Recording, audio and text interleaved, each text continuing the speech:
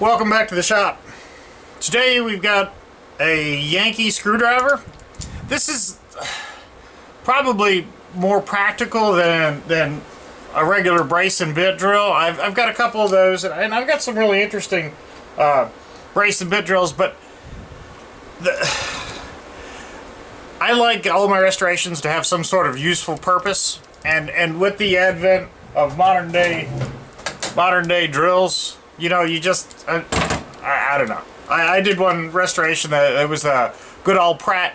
It was a fun restoration. It was a 3-part video, a lot of little pieces to it, but anyway, I haven't used that thing since. So, but I was digging through one of my buckets of tools, and I saw this Yankee number 30 screwdriver, and it's got a regular number 2 Phillips on it. And when I was redoing my McKee weed whacker the other day, you know, I went and got a regular screwdriver, and anyway, I didn't even know I had this, to be honest with you.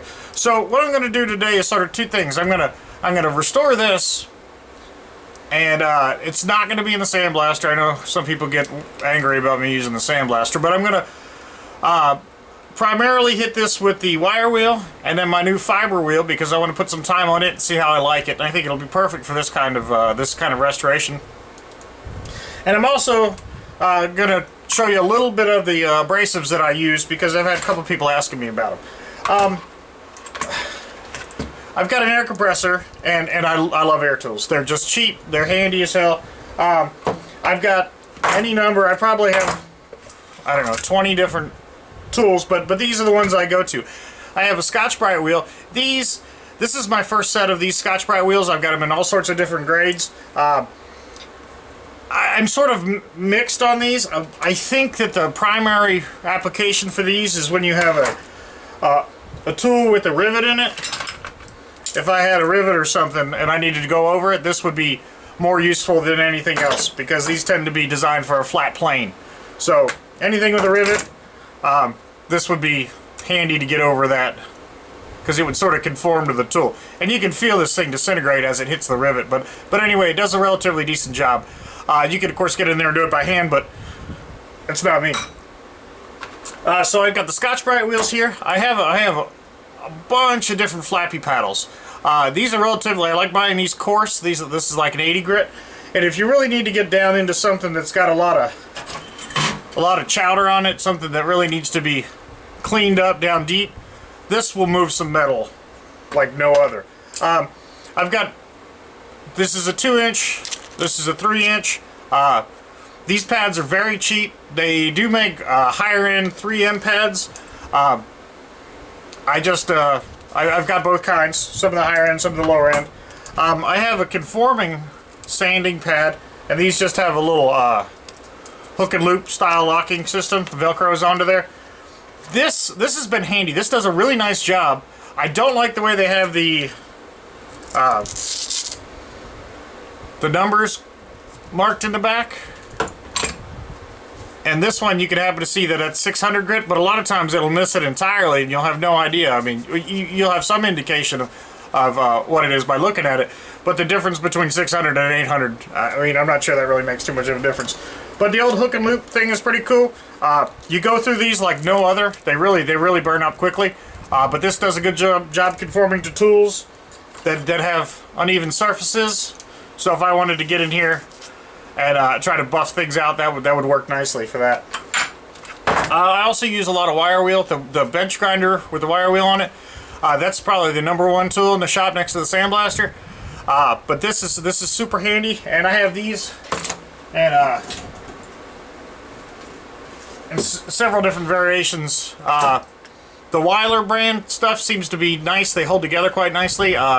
And having different shapes and sizes is handy. I prefer the finer ones, although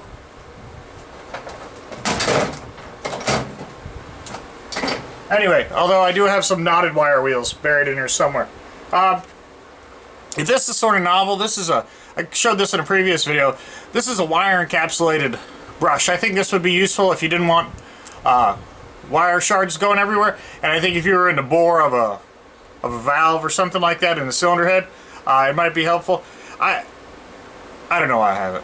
I just thought it was cool. So anyway, I'm going to show you the some video of me wire wheeling, and then hitting this with the new composite fiber wheel that I have. And I'm also going to have you some video of me sanding this with my 1x42 inch belt sander, and that's just sandpaper. It's going to be, I think I've got 200 grit on there now. Anyway, we'll see how that does, and so here'll be some time lapse. Oh, and this is the fiber wheel. I forgot to show this earlier. Anyway, this is the fiber wheel.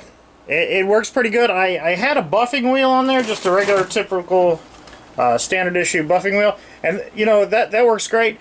And honestly, in this restoration, as you'll see later, it turns out the buffing wheel probably would have been better than this. But anyway, I'm learning. This is new to me.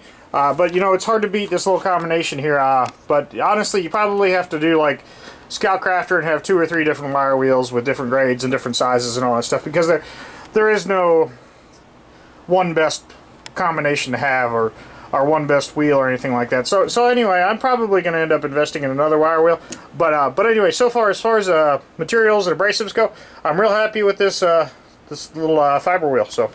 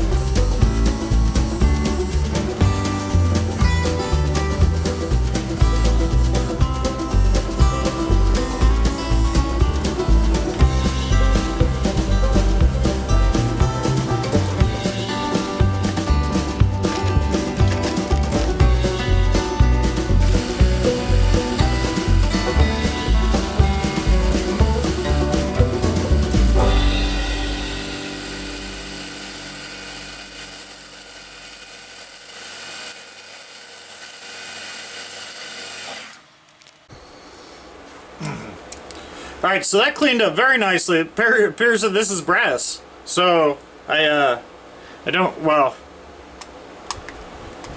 it's slightly magnetic. More magnetic in spots, so it appears that these are brass sleeves over. I don't know. But anyway, that cleaned up nicely. I've got to do a little bit of sanding on the wood handle here, and then we'll put some stain on it. For that, I'm going to use the flexible sanding pad with some real light grit sandpaper on it.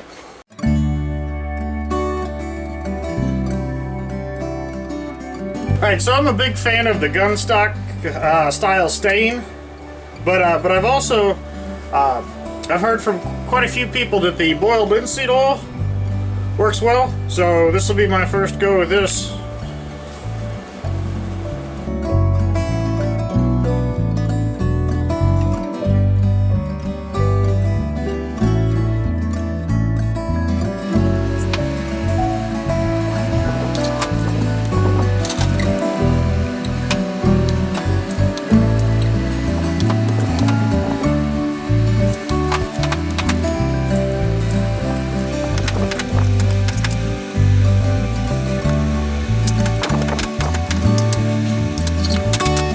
So that is the Yankee number 30A screwdriver. That is just as easy as can be. It just falls apart. It's amazing how smooth that is now. It's just such a pretty tool. But anyway, what a neat little restoration. I had no idea that I even had this thing in the bucket. And to be honest with you, I'd never used one before that was this smooth. So I just always assumed they were a pain in the neck. And you know, this is very, very pretty, very interesting tool, and I think I'm going to get a lot of use of it. So anyway, thanks for watching. If you like this kind of stuff, please subscribe. And if you have any comments, as always, I'd like to hear it. Thanks again for watching.